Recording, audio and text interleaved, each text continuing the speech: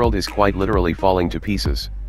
Anyone who's driven a particularly broken road where the tarmac no longer concerns itself with the radical concept of staying in one piece will agree. Our roads are failing. Thus, if we follow this largely unscientific and anecdotal logic, you might think a large SUV is the answer. They're big. They're comfortable. They will absorb things and keep you safe and calm. They'll even venture off-road if you wish. Wrong. Well, not wrong per se, technically SUVs can offer all of that, and some are really quite good, looking at you, rangy, but really what the progressive, modern, and rational car buyer needs today isn't a socking great SUV, but an estate. Yes. Estate. Specifically, one of those jacked up estates that couple the utility of something large, with the ability to traverse a wide variety of surfaces, ranging from oh god that pothole looks like the entry to another dimension, to let's all go to Mordor this weekend. Something that's not as imposing as an SUV and the stigma it brings, something capable of slipping under the radar, but provides a deep sense of well-being. Something like an Audi A6 Allroad, or any number of Volvo cross-country models, or indeed, the Mercedes E-Class all-terrain. Focusing on the latter for the sake of argument, arguably, any one of those fits the brief we have randomly assigned ourselves. We find a car with a massive, 640-liter boot, or 1,820 with the seats down, complete with a washable rubber mat.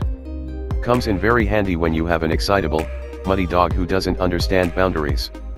Then you have the rest of the E-Class interior, spacious enough for 5 real-life human beings, loads of kit thrown in, such as a Burmester stereo, keyless go, a panoramic glass roof and the quality and layout you'd expect from a modern Merc. And it rides wonderfully. The 4-wheel drive system, Merc calls it something else which we shan't, just gets on with the job without interrupting you every 5 seconds to tell you it's getting on with the job. The additional ground clearance, 29mm over the regular E-Estate, and air suspension gives you a clean run of rubbish tarmac, but doesn't perch you on a giant plinth. It actually de-stresses your journey. Despite whatever design said muddy dog has on you. You get a big, hardy V6 diesel on board too, which, again, like the rest of the car, is so easy in its nature that you forget you're being propelled by a diesel, or by 258 bhp, and just go places. Suddenly, the journey and destination, or indeed family awkwardness, become focal points, not a grumbly engine note or a ride likely to induce nausea. It's basically the only car you will ever likely need if you have a family and a muddy dog and a desire to venture a little further off track. Plus it tows stuff. Big heavy stuff. An SUV is bigger, heavier, and just as capable, but you don't need any of it. Sure, this E-Ed is expensive, at £58,000, but SUVs are pricier still. An equivalent GLE class Merc is just under £10,000 more expensive, heavier, wider, and not as cool. Look, you just don't need one.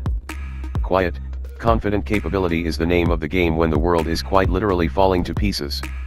If you can keep your head when all about are losing theirs, and so forth.